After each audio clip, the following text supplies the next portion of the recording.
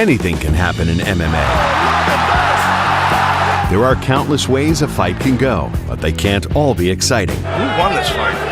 Oh no, not the fans. No, sorry folks. This is a list of high-profile fights that either bored fans into submission or displayed the technical proficiency of a drunken bar fight, maybe even worse. These are some of the worst fights in MMA.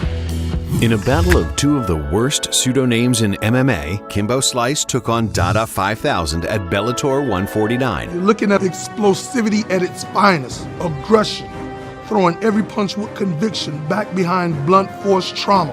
Both Kimbo and Dada come from a street fighting background, so fans weren't expecting the most technical fight, but they also weren't expecting this. But those who know the game technically know that there have been a million opportunities lost in this fight. Both fighters gassed almost immediately and looked as if they were throwing punches underwater. Just flailing arm punches, nobody turning over a shot. Shockingly, and unfortunately, the fight continued for 2 more rounds. Both fighters needed to be helped off the stool to start round 3. With only a minute and a half left of the fight, Kimbo managed to make some kind of offensive contact towards Dada 5000. Dada, who almost became the first MMA fighter to die of exhaustion, collapsed to the floor in bizarre fashion. I want to say it was punches, it could have just been fatigue. Kimbo was declared the winner via TKO, and Dada 5000 was hospitalized for 2 weeks after his heart stopped. He also suffered severe dehydration and kidney failure due to cutting 40 pounds to make the 265-pound weight limit. Dada was recently released from the hospital and has no plans to fight again. You're looking at explosivity at its finest, aggression, throwing every punch with conviction back behind blunt force trauma. Aliyev Mahmoud versus Kiyoshi Tamura wasn't only one of the worst fights ever, but also one of the strangest. Mahmoud, who comes from a wrestling background, kept hopping around as if he was having some type of seizure. What's with the jumping, boss? What is he trying to accomplish there? I don't know. Mahmoud eventually propelled his own groin into his opponent's knee. Oh man, he got him. Right in the pills. After taking a 5-minute break, Mahmoud called off the fight, although no one seemed to notice or even care. He's gonna quit. He's gonna quit. It's over.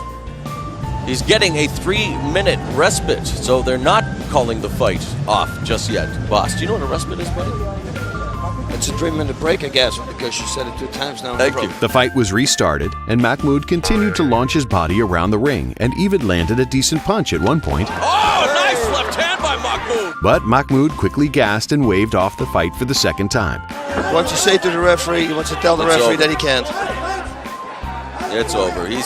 But yet again, no one seemed to notice, and the fight continued for a short time. Interesting. Yeah, no I don't. Yes I want. Until he was eventually stopped out of sheer awkwardness alone. It's giving explosion now. It could be.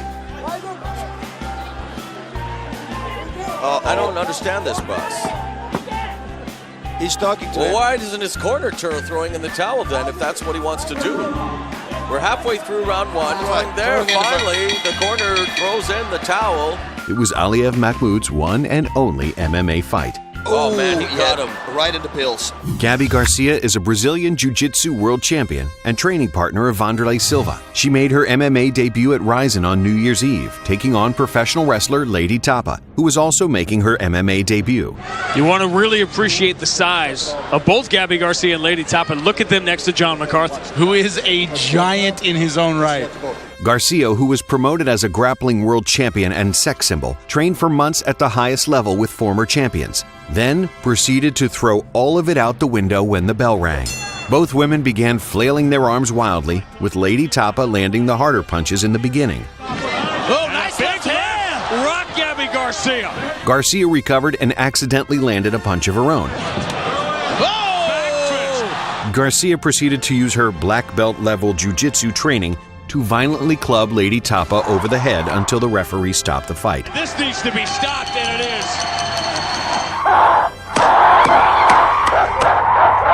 While not a boring fight, the lack of skill being displayed on such a big stage makes this fight worth mentioning. Gabriel Gonzaga made his UFC debut in 2005 against Kevin Jordan. And he looks a little bit like he could be talking about the Cheeseburger Royale. You see a little facial likeness there? Yeah, if I knew what you were talking about. Come on, Pulp Fiction. Oh, okay. With who? Cheeseburger Royale. So you think he looks like Samuel Jackson? Yeah. And you know what they call a quarter pounder with cheese in Paris? They don't call it a quarter pounder with cheese? A Royale with cheese. Royale with cheese. Are you one of those dudes thinks all black people look alike? Come on, bro. What are you talking about? That guy just looks like Samuel Jackson. What they call a whopper? I don't know. I didn't go on a Burger King. Gonzaga looked impressive early in the fight, scoring a takedown and actively working for submissions. But both fighters gassed midway through the first round. After that, the most entertaining part of the fight was the commentary. Are they saying, what are they saying? Sounds like go home.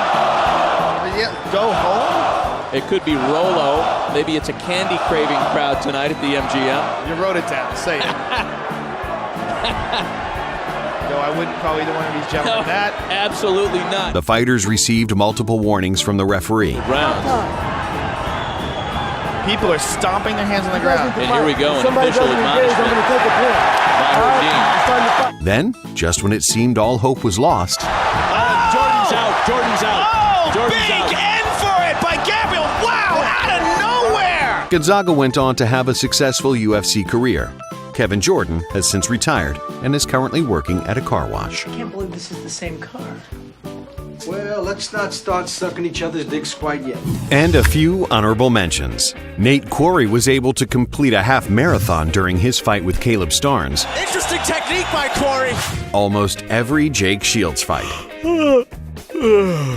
Bellator is currently looking to sign these guys.